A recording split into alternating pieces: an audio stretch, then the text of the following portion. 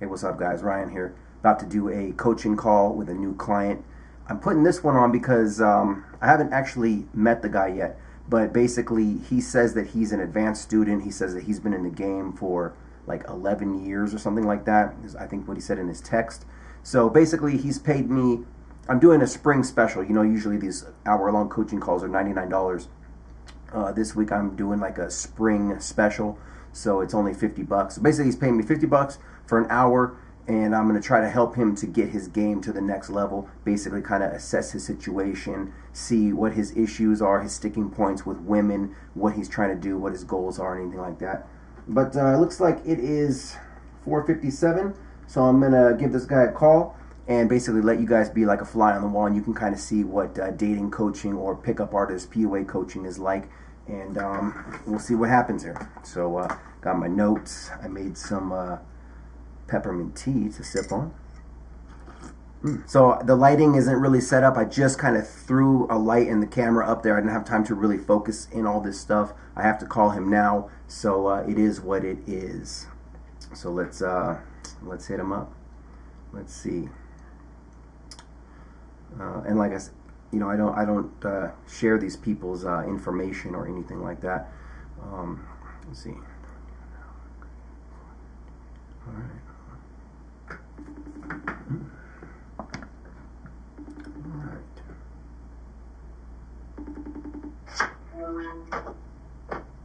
What is good? How you doing, brother? Well, how are you? Doing good. Can you you can hear me? Yeah, I do.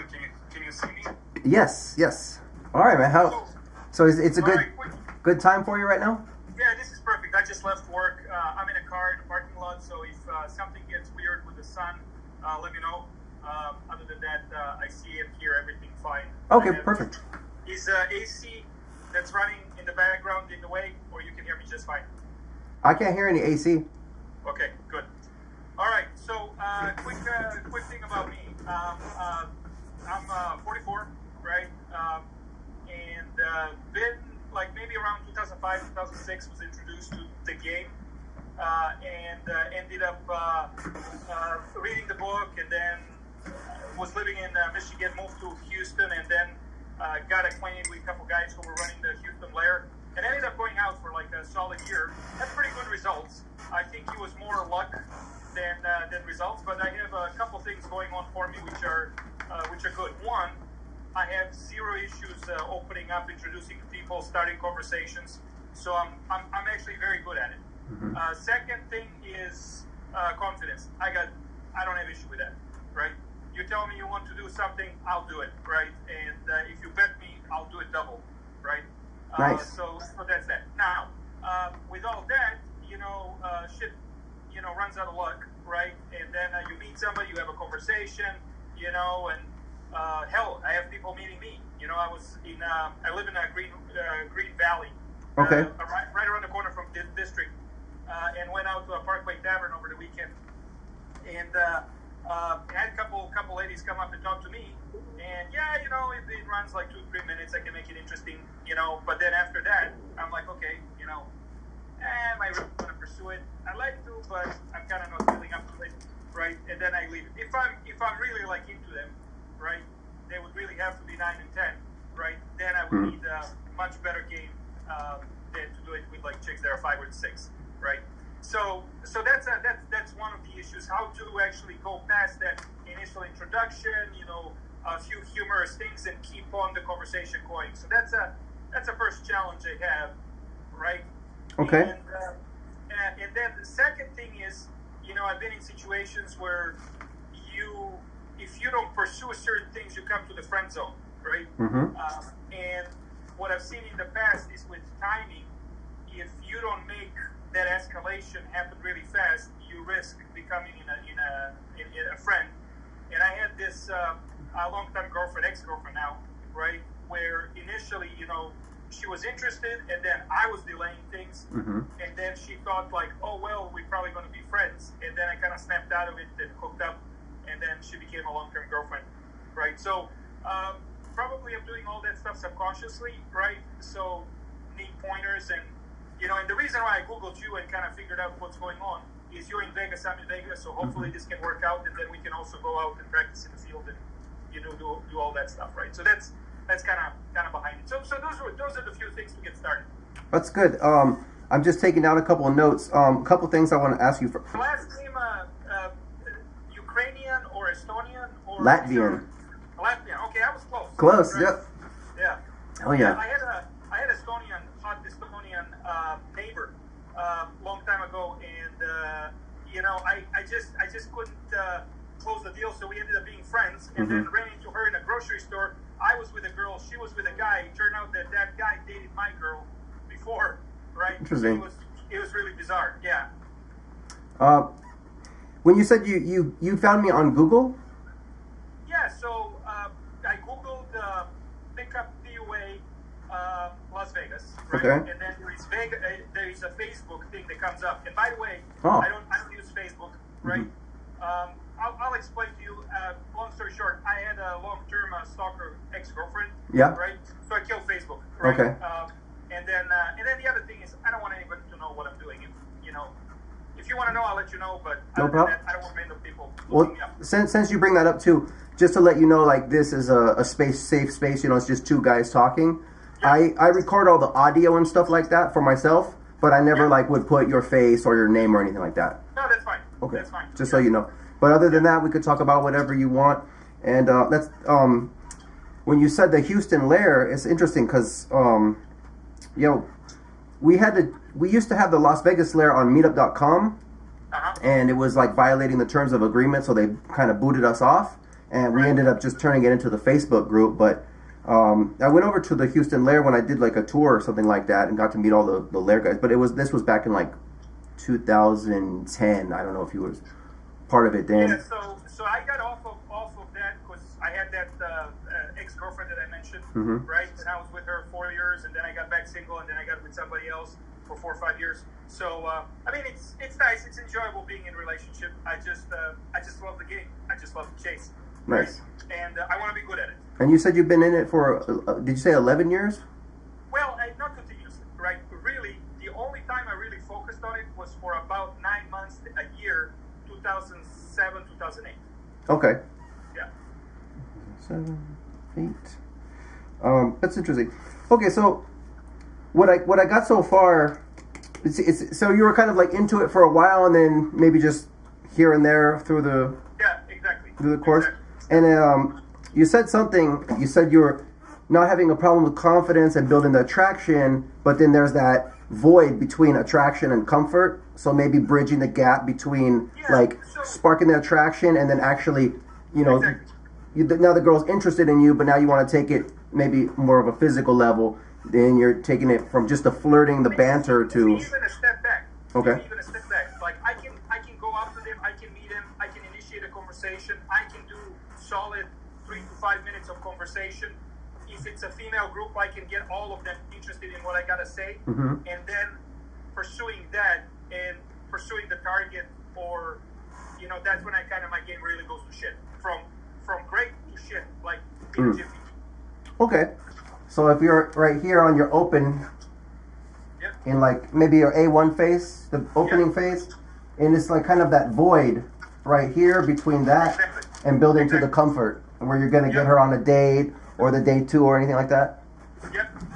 And that's right. And then also, the question is always, the girls are like, he's not that looking guy, I'll go out with him. That's one thing. But how do I get that girl who's 9 or 10, right, to go out with me, right? Okay, so not just any girl, not just 5s and 6. You want them pulling the 9s and 10s right here. Yeah, and I have a type, right? And since they can't see my face, for your record, recording a Las Vegas type of girls fit with big implants, that's my type. And in fact, if I look back at the girls I dated, not a single one didn't have implants. Didn't look like that. So I mean, I'm a male chauvinistic thing. What can I say? Perfect. So big tits, like a blonde, brunette. I don't care. Doesn't matter. Okay. White, black, Asian, it's all fine. Black, Asian. What kind of age range? So I'm 44, right? I dated girls all the way up to like 47, 48, Mm-hmm. but I like to go now for younger ones, Okay. right? I would like to go like 28 to 35 actually, and that would be a challenge for me. That's actually a much easier range than like the 18 to 24, 26. Oh, I can't. Yeah, I dated a girl that was 21 for briefly, and you know, after sex, you have nothing to talk about. Nothing, no connection right there, huh? Yeah, Gotcha. it's really difficult to establish connection. Yeah, so about 28 to 35 would be a nice challenge. 9s, 10s, big tits, 28 to 35. So yeah, that's actually a much easier age range. Like a lot of the guys that they will do. This is kind of interesting too to talk to you since you've been in this game and you have some background in it. Where usually I get a lot of guys that they just read the game last week and then they're trying to get a coaching, so they don't know anything. And they're just like, oh, I just want to get 9s and 10s, you know, 18, 21 years old. And it's like, oh man, like you got some studying to do. But yeah, this is good. I'm not interested, you know. When I was a kid, I always liked the chicks who were 30 to 35, Mm-hmm. and then I kind of, when I got older, I pushed that to like 35, 40, 45. Mm-hmm. You know, depending how they look and the personality and all that. But now I really want to focus in that range. This range too, like 28 to 35, you don't see them so much at like, you know, clubbing. It's more low key. Right. You go to a bar and it will be like even Right. easier. Right. No, and that's totally fine. I'm not a clubbing guy anyway. Cool. And that's probably because I can open up a conversation, but I can't keep on going. Right? Mhm. Maybe that was kind of like my default defense mechanism, so not to do things that I suck in. Where have you been going gaming lately? So I haven't. You know, it was COVID, you know, and I actually thought I had COVID, but then I didn't. Mhm. I tested positive and then ended up just doing antibody test yesterday, Mhm. and I'm negative, so apparently I'll go take a shot. So the first few times, I've been only going out the last few weeks, it's around the area where I live, Green Valley Mhm. district, right? And then I ended up going to the Fremont Street exploring with a coworker of mine. I mean, that's a zoo. I don't like the type of crowd that's in there, right? Went to the Arts District, right, Mhm. in Vegas. It seemed like that Arts District is more like a date night, right? Right. I went there and I was surprised that I didn't see any girls by themselves. It was usually a guy and a girl date type of thing, and I avoided the Strip. So maybe also an idea to ask you for advice is what would be good places to go in Vegas to where you know you're not running into completely tourists, right? Mhm. Or maybe the tourists is what I want. I'm not sure. Well, since you're by the district, I used to live off of Whitney Ranch, so I know that area pretty well. Okay. So, I mean, you have Green Valley Ranch right there, and what else is right there? Sunset Station, the Galleria Mall. Where else did I used to go over there? The Buffalo Wild Wings. Oh, really? Although with the I heard that next month they're supposed to release the restrictions, right? Right. So Right. I think things will be back to normal after next month, Yeah. or maybe. What I'm thinking. How long have you been in Vegas? Right before COVID. Oh, so new here. Yeah, yeah. Oh wow. Okay. Well, okay. So I don't know if you heard. Like a couple years back, there was a big shooting at the Mandalay Bay. I don't know if you heard about it. Right. Well, like the whole town. It was like the October 1st thing or whatever. The whole town was like dead for like a month, but literally like after a month or two, it was like it never happened. So what I'm guessing is after they release the restrictions, probably like in another month or so, it'll be like It's gonna be crazy. back to yeah. normal. And then because I do I work in the music industry as well, and I just got a call from one of like my supervisors who was saying that like by October they have so many calls that they're saying it's going to be more busy than it was before. So I would believe it. So I I'm- would believe it. So the masks came off last week, and the Fremont Street over the weekend was insane. Really? It was absolutely insane. It was like you were in a club. That's how packed it was. That's awesome. Yeah. Did Except you the chicks were butt ugly. do you like gaming on Fremont? No, I mean it's more of a ghetto crowd. It was like maybe like 5% of the chicks were actually average Mhm. in my book, right? And I was like, okay, why am I going to talk to a 300-pounder chick that I'm never going to pursue anything with? I'll just go somewhere else. Gotcha. That's funny. All right. Well, I think what we need to do is like just kind of supercharge your game in this area. Yeah, I would agree. I have a couple right off the bat suggestions, like around this area is like when she's first assessing you and you're in that like you said, that 2 to 3 minute opening conversation and things like that. So she's going to be judging you on, you know, aesthetics, grooming, the way you dress, your avatar, basically like she's at that point where she's just kind of like assessing you as a potential suitor in a way. It makes sense. Yeah. What would you say like is your style, like fashion wise? So I can dress really well to impress. In fact, that's how I got to read the game, is because my natural style is to peacock when I go out, right? And a friend of mine read the game, and he recognized, and he gave me the book, and he said, "Dude, you're a total peacock." I was like, "What the hell?" And he's like, "Read this book," and that's how I read the game. So that's a natural style. I usually have something to show off, like a watch, interesting color watch that matches interesting color shoes, or interesting design of a shirt or something like that. But at the same time, I'm an engineer by trade, so I'm around the guys who are all sloppy all day, so I kind of have a tendency to go on that. But I can clean that up and dress to impress for the occasion, right? Got you. Right, that's that. Now, in terms of grooming, you know, I shave, get a nice haircut when I go out, make sure everything is looking good. That's really that. Now, on the other side is to be very direct.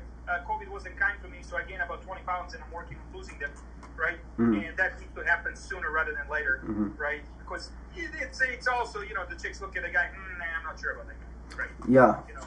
It's definitely something, because, like, you know, back, like, in the 2007-ish days, you know, when the game was coming out, the game has changed so much, I think, in the ways of, because of social media and technology, the women are having access to just more high-tier guys. Whereas, like, 10 years ago, it was only the guys who approached them, and there wasn't really a lot because that was kind of an underground thing. But now when the girls have Tinder, they can just keep going to, like, the best-looking guys, the tallest guys, got the most money. So I think definitely, like, I'm in the same boat. Like, this last couple months, hanging out at the house, I put on a little bit of weight. So now I'm kind of like, I'm on a cutting diet right now.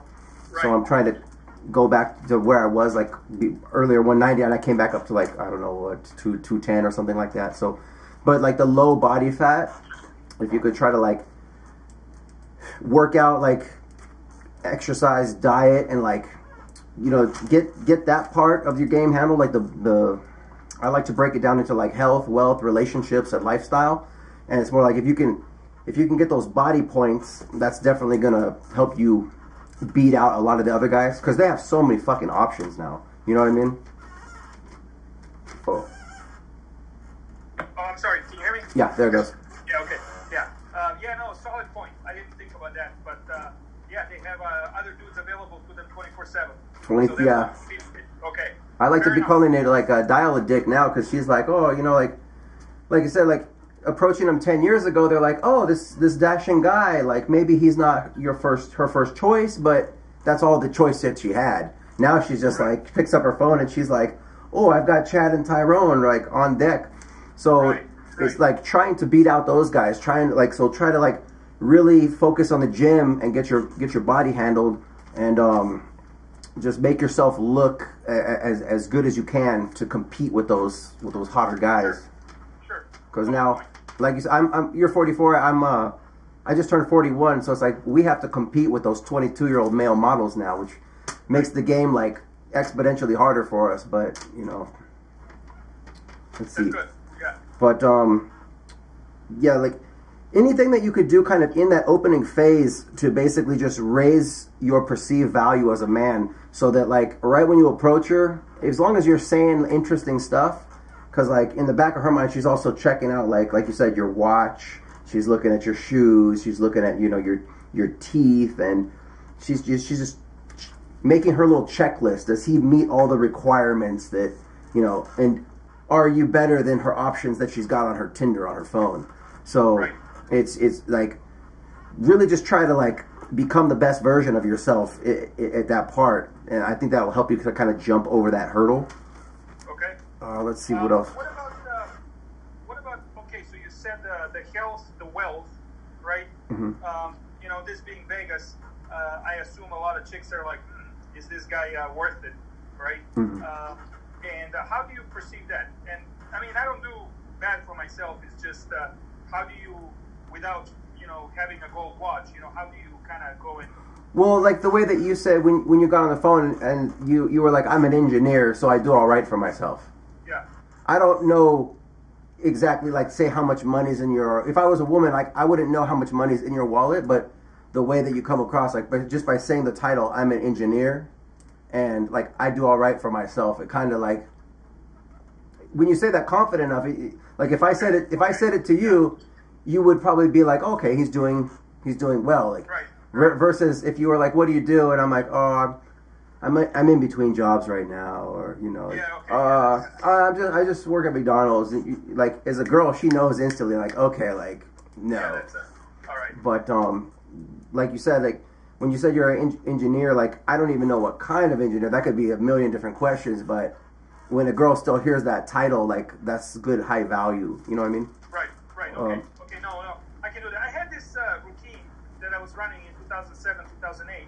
I was associated with some nonprofit organization, and I would just kind of drop it casually, like, what do you do? Oh, you know, it's a side thing. I'm on a board of directors, and, you know, we are lobbying U.S. Congress, but it's really not going anywhere. We are running out of money. We need more millions. And, it's difficult to get. And amazing how many numbers I got just off of that shit. That's good. And it was kind of true. It was a lot less than what I kind of said it was, right? But oh my God, it was like all kinds of ladies were like, oh yeah, you know, call me. I love to know more about that. What other kinds of openers have you been using? So I'm very straightforward. If they have something going on, like if they're in a group, I would say, hey, you know, what are you guys up to, or what are you celebrating? You know, there was like when I was last weekend, I was at Green Valley. There was a group of people celebrating something, and I just kind of walked in there and say, hey, what's going on? What are you guys celebrating? I never see that. Happier group during COVID days, you know, stuff like that. And then they tell you, oh yeah, it's graduation, or, you know, oh, the masks came off, or oh my God, I'm so happy about that. And then I kind of do a spiel about myself a little bit, and then let them respond to it and go for it. And I usually do it 2 or 3 times, sort of a let me give you a chance to, you know, to explain yourself to me, or let me give you a chance to give me a comeback or something. If it doesn't work, I usually walk away, right? That's kind of what I do. Right? So more like a situational. Situational, yeah. You see something happening with a female crowd, you know, 2 or 3 girls, and something is going on, or one is drunk, and you start making comments about that. That's how you start a conversation. That's typically what I do, right? I try not to hit. I don't have too many female coworkers, but sometimes when I do, I try to kind of not talk about work, but maybe social situations, right? Or ask him, you know, where are you living, and then that leads to another thing, and so forth. And then at work, usually women are more reserved. Right. So once you get to know them, if they want something, they'll come back to you sooner rather than later. I had a couple situations like that. How about like sexualizing the situation? Not very good at it. Okay. Great. Yeah. Yeah, I had a situation where I had to force it with a girl recently, where we were kind of falling into the trap of kind of becoming friends, and then I kind of asked her to massage my. Oh, I had such a terrible headache, which I did. I was like, can you massage me here, and you know, oh, you're doing right here, and then force her for that touch, and then kind of go in for the escalation, right? And it did take place, and you know, it was good, right? But I was real close to becoming friends there for a second. Close to that zone, huh? Oh, I think she was mentally. And the interesting thing is, what she told me after, she's like, she has to compartmentalize me. I'm either a friend, or I'm a lover, or I'm a boyfriend. And you know, it was really interesting for her to explain it to me, because for me, I could be a friend and a lover and a boyfriend, all the same, right?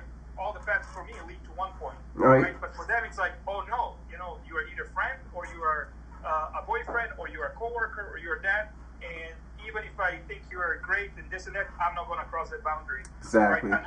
Unless you cross it and force me to it, and that was actually surprising how she put it. Yeah, there's, and it gets even worse now too, because now they have like more guys to put in those boxes, and it's like, she'll like right off the bat, like, Are you a yes, no, or maybe? Are you the guy? Are you the fuck boy? Are you the guy to fuck? Are you gonna be the boyfriend to take care of her and love her and compliment her? Are you the guy who she calls when boyfriend is with another girl and she wants someone to cry on a shoulder and like, you know? And then this guy over here, oh, he's the guy who, oh, I'm short on my rent, and let me borrow some money from him. You know, he like. Then she's got all her orbiters and her simps and like, yeah, they just break it down. It's so weird, right? Like, for guys, we're just like, pussy is the pussy, you know. No, that's exactly how I think, you know. And it's, I was actually quite surprised when she said, "This is very difficult for me. You know, we gotta compartmentalize." And I was like, "What? Compartmentalize? You know what?" Right? It's funny. So yeah, with sexualizing, what about like you know, like kino? No, never use it. Yeah, kino is just short for kinesthetic, which is like just a touch. It could be like if you shook a hand, like that could be like an element of kino. But when they break it down, it's like a kino escalation ladder. So like the beginning. I do that sometimes to test the girl and see where her comfort is with me, right, and how she really feels. Like, you know, like sit, drink coffee, and you just grab her hand, right, and hold her hand, and then you judge her reaction on her face, and that's how I know what she's thinking. Is she's uncomfortable? And then sometimes I would even say, how uncomfortable are you on a scale of 1 to 10? And then women lie, you know, if they're really uncomfortable, they would say 5. That means she's uncomfortable as hell, right? And if they don't even want to, if you see on their face, you don't even have to ask, right, how uncomfortable they are. I do that, and sometimes, you know, if we sit next to each other, just put a hand on her leg, like something, oh, you're so great, I really love Amantri, you know, I kind of pet her leg and then see the reaction. Those are the only things I've done. Something you could do, just if you start adding this into the set, instead of waiting to then, let's say, put your hand on her leg or something like that, imagine like when you come in and you're asking them, hey, what are you guys celebrating? You could put a tap to like the elbow, right on the open. Hey, or like even on the shoulder, like use like the back of your hand to touch like the back of the shoulder. Hey, what are you guys celebrating? So like right off the bat, you break that physical boundary. Or even stuff like, hey, you guys seem cool, high five. And if they give you the high five, and you could kind of gauge, because sometimes when their girl is drunk, she might she high five, but then she'll go like this with her finger. So she's kind of grabbing your, and you're like, oh wow, she's interested. And then you could take it and lock, and then you go, oh, give me a little spin. And you could spin and then take her arm and put her arm around you. And now her arm is around you, and right off the bat, within like a second, you're already like this with her in your arm. And then, so it's like, you don't actually have to consciously sexualize it. It's just being sexualized just off the bat. Or, for example, as you're talking to her, hey, you guys seem cool, and you kind of tap her elbow, and then you kind of back off, you keep running your opener. Oh, that's an interesting necklace. Does it have a story behind it? Oh, may I see it? You might, like, just touch the necklace real quick and look at it. But just don't keep touching. It's more like you kind of touch it and then you back off to let her know that, like, you're not this guy who's just gonna be all grabby on her. You know what I mean? Right. So she'll be like, oh wow, he's reserved. And what was I gonna say next? Yeah, but if you just kind of, if you're just this touchy feely guy who's kind of every now and then kind of taps, or like sometimes you could use 2 fingers, just kind of. Yeah. You would use these 2 on the. I can't do it because it would be backwards, but be like, hey, so what do you think about this? And then you could show her something in your phone, or just little ways to get little touches in, and then she just gets used to your touch, and then the next thing you know, you usually end up with, you'll be kissing the girl, but you're not kissing her like getting all up on her shit. It's more like you might just kind of give her a little kiss and then you back off, and it becomes like no big deal. And then she just starts she has to frame you as that guy, like you're the sexual guy. You know what I mean? And it's just, that's just the way you come off. So she'll kind of accept, if you're holding that frame, she just has to kind of accept that frame. Does that make sense? Makes perfect sense, yeah. Cool. Yeah, we're forcing frame on her, right? You're right. And then she says, okay, this is what it is. And then I can change the frames later. Or sometimes, if she says something like, she should be like, I don't know, like I more see you as like a friend, or something. Like if she's kind of putting you into that zone, you can kind of take her frame and then reframe it as like, you know, I do like being your friend, but I have to let you know, I'm going to be the most sexually overt, blunt friend that you have. I just say it how it is. And then she kind of has to take it or leave it. And usually, like, they don't want to lose you as a friend. So when you kind of say, well, I am going to be that naughty sexual friend, so I hope you don't mind. And then they're like, okay.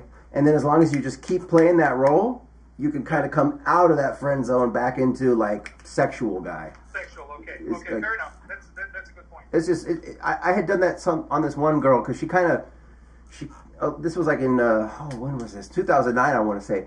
And she kept trying to put me into that friend zone, I guess, because she was actually seeing this other guy he was a little better looking, a little taller, a little more money, and it was like I held that frame so hard where it was like, yeah, that's fine. I mean, we could be friends. You know, I do enjoy your company, but I have to let you know I'm going to be the most sexually vulgar friend that you have. I'm always going to be just throwing sexual jokes, so just get used to it. Get ready for the ride. And she'd be like, okay. And like sooner or later, she just kind of was like, she just fell into the frame, and next thing you know, she dropped her boyfriend, and then, you know, we're doing it. So okay, makes sense. Now, one thing is, how do you eliminate cock blockers when you are talking to the chick and trying to build comfort, right? And some dude who is competing for the same pussy walks by and he's like, oh well, you know, maybe he has game, maybe he has no game, right? How do you do that? You know, I don't think I was ever good at it. Right. This weekend when I was at the bar, some chick that came up to me and we were talking, and then this card blocker showed up out of nowhere, who apparently met her that night and was kind of working on her, right? And I was like, man, how do I get this guy off? So I just told the guy, dude, you look like Chewbacca, man, right? Oh. So the chick was wanting to laugh, didn't want to laugh, and then he kind of came to a sort of an uncomfortable stop, you know, and you know, she excused herself, but I ruined his game too, right? But how do you elegantly pull out of situations? So like like A-mogging him. Yeah, right. I used to usually use this line where if a guy comes in, I might say something like, oh, bro, I love your shirt. Dude, I used to have the same one in 8th grade, man. Oh, man, those were the days, bro. And then I tap him on the shoulder like, man, that's tight, bro. And it just kind of makes him look like a chump, because then he says he's wearing a shirt that you liked in 8th grade, so he says his style is old, and then you tap him like this, like he's just some chump. Right. Instead of like, even if he was like bigger than you or stronger than you, if you just kind of come across like that and he doesn't do anything, then the girl's kind of like, oh, okay, like they just see like that dominance and the status playing. Okay, the dominance. Yeah, okay. Okay, fair enough. That's clever. Or if you just have like kind of a more, if he says something and you just always have like a better line, a better answer or something like that. Yeah. I guess it's the same thing, like, I don't know, did you ever watch the David D back in the day? No. So, or like because you read the game with Mystery, right? Yeah. Yeah, there was another dude, his name was David, he was in the game, but his style of game was like, he called it cocky funny humor. Right, cocky funny, yeah. So, it would be something like, let's say I was wearing a pink shirt, and like, maybe the guy says, oh, I don't like your shirt, that's gay. And I'll be like, you know what, man? It doesn't like you either. And then you just kind of look at him, and then I'm not being mean, it's just that I have a funny line that's, the line is kind of the jab. And it's like, you can't really say anything back to that, and then if a girl sees that, she's, man, that guy's funny, like. Right. So just being snappy like that. Okay, practicing humor, and snap back with the humor, while asserting dominance. Yes. Okay, all right. Oh, by the way, let me grab your email, because everyone who does a coaching call, I always give them a free copy of my ebook. Sure, no problem. Now, let me ask you something more about Vegas Lair, right? What do you guys do? You know, I mean, coming out of COVID and before COVID, right? So that's the first question. And second question, more about you and your experience with gaming. Just a brief history, because I think I want to lead to more questions after that from that. For sure. So, yeah, I started the Vegas Lair in, well, I didn't start the Vegas Lair. It was already here, but I took over the Vegas Lair in 2009, because I actually started a group on Meetup that was called the Renaissance Program. And first it was because I had read the game and a couple books, and I was just trying to find people, because I was all by myself going out and trying the techniques, and for a long time I didn't really get a lot of results, but then I started getting the results, and then I was getting a lot of results, and I was like, man, I want to see if other people are into this stuff. So I just, I made first I started on Craigslist, and then nobody responded, and then I made the thing on Meetup, and all of a sudden I had I think 9 people or whatever, and we started this little group, the Renaissance Program, and then we found the Las Vegas Lair, and it was being run in Chinatown, and every week there was a group of guys that would eat Chinese food and talk about girls, but they never went out. So I went over there and I was like, so you guys are talking about this, let's go out to the club. And they're like, oh, no. There was they wouldn't actually ever go out and do it. So I was like, fuck this. I'm going to make my own Las Vegas Lair. And so they ended up joining my lair, and we all just started going out. And I kind of got forced into that coaching role, because all of them were like, well, teach us what you know, because we're just starting out. And so I started making, this was before even PowerPoint, I just had Microsoft Word, and I started making presentations, and I would do them every week, and then after that it got bigger. I had 200 people fucking doing seminars and stuff. So after that, then it just kind of blew up, and then we got on the cover of the Las Vegas 7, and I went on tour with there's a pickup artist from Croatia. His name's Bad Boy. It's called Bad Boy Lifestyle, and then we went all over America to all the layers and basically just doing training and stuff. So it was dope. No, that's cool. That's cool. Yeah, I know when they were coming to Houston, and some people were coming to Houston and so forth, and I never did any training, because I was very short interval in that window. I think it was more of a beginner's luck, and I literally had dates and action Monday, Tuesday, Wednesday, but I think it was also part of the luck factor and other things. I think the most challenging thing is consistently getting results, right? I mean, not every girl you game is going to sleep with you, but if you can up the odds from 5 to 10% to 60-70%, you're on top of the world, right? So that's the first question. The second question is, what's the status of the layer right now? And are there people who are going out, right? And and a follow up to that, are you providing training in person? Because I mean, this is helpful, but this is a philosophical conversation, right? It's really, this is the matter of practicing, right? And having somebody accomplished to go with you and then kind of help you and give you advice and so forth, right? I mean, that's really where the rubber meets the road, right? So yeah, on the lair site, as far as I know, there's still people that are going out. And I haven't seen anybody posting, and I've been working on my own business and stuff, so I haven't been posting there so much. But usually with the coaching, it's more like people will do something like this first to kind of just see if we're a good fit and things like that, where we'll do an hour. Sometimes guys, like I said, you get people from Germany or all over the world. Yeah. They can't come to Vegas, and they just do a weekly coaching thing, where I'll give them some pickup advice, and I'll give them some assignments, okay, go try this pickup line.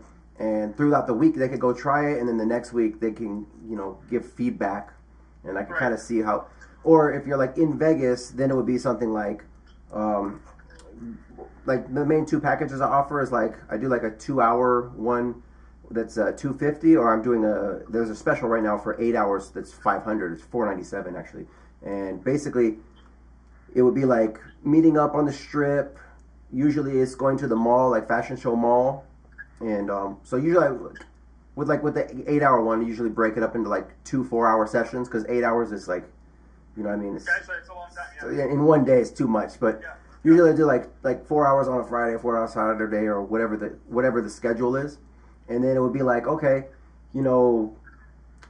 I would be giving you lines, whatever, pickup lines or techniques. Say, okay, go talk to that girl.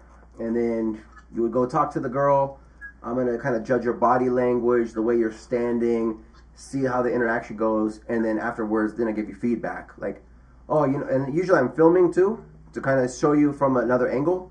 Like, for example, a lot of guys, they think they're like, I'll be like, go, you know, go talk to the girl, and they'll walk up to the girl, but like they don't even know their hands are in their pockets, or they're moving like this.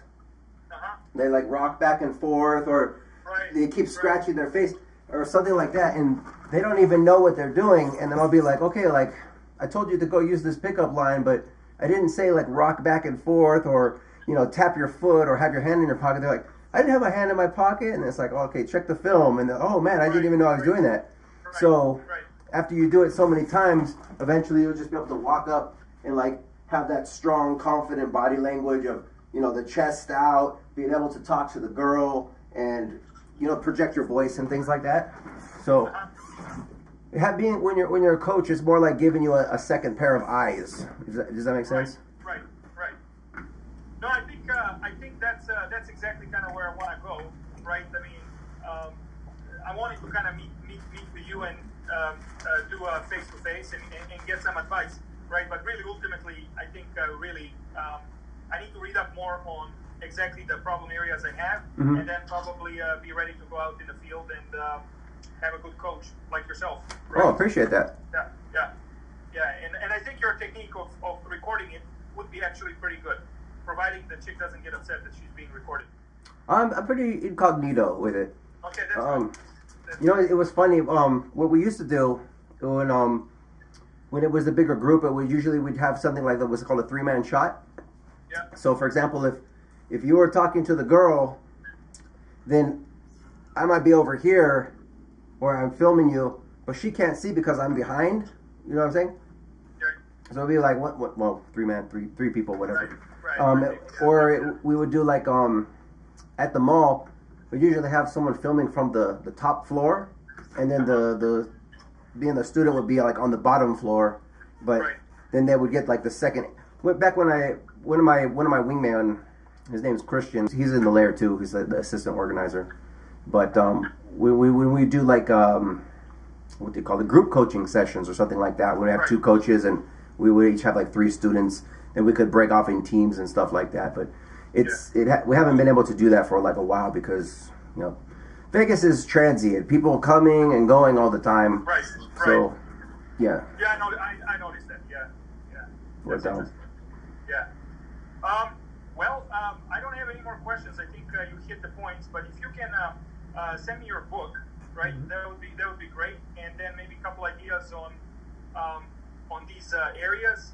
And I think the next thing would be really, you know, I'm giving you my impression of what I think my weaknesses are.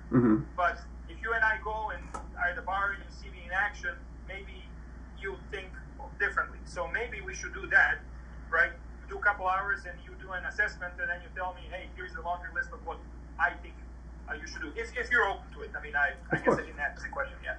Yeah, and it, like you said, it's a much different, like, when you're meeting up live, you know, and you can actually kind of see exactly what they're doing.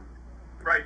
I remember a funny story from like a couple weeks ago. The guy was, we did a session at the mall, and he was like, oh yeah, I do all the openers. I know all the openers.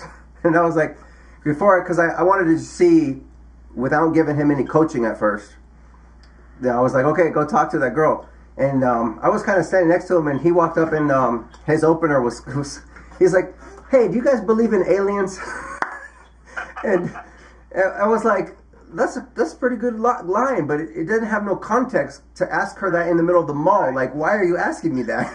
You know what I mean? Yeah, no, that's true, yeah. So what I was telling him to do was like, maybe you could still use that, but maybe say, hey, me and my buddy, we're making a YouTube video. You know, do you guys believe in aliens? Because then it has some context behind it. So she's like, oh, you're doing a YouTube video. Yeah. Oh, yeah, I do. Or no, I don't. But like what he was doing was just asking them just that question. So they're like, who are you? Why are you asking me that in the middle of the mall? You know what I mean? No, that's true. So that's true. Yeah. Okay, that's my last question. Okay. I could send this over to you actually right now. Yeah. That's good. Yeah, let me read this stuff that you sent me, and then let's make a plan. We can do it over text to go out for a couple hours, and you observe me, and okay. then you can make a list of what you think it's good, what's bad, what I can improve, and then we can book more time. Then after that to keep addressing those things. Yeah, you want to do like the 2 hours for 251? Yeah, let's do 2 hours, right? And then we'll see how that goes. And then we'll, if that goes well, we'll go to 8 hours. Perfect. It's the same thing with you just PayPal it in, and then once it's in, then we'll choose a time, and then basically I'll block out that date, set my alarm, and we'll make it happen. Perfect. That sounds good. This worked out fine this time. Thank you. And I'll send you the cash, and then we'll book it sometime. For sure. I'll see you on the next one. Take care. Bye bye.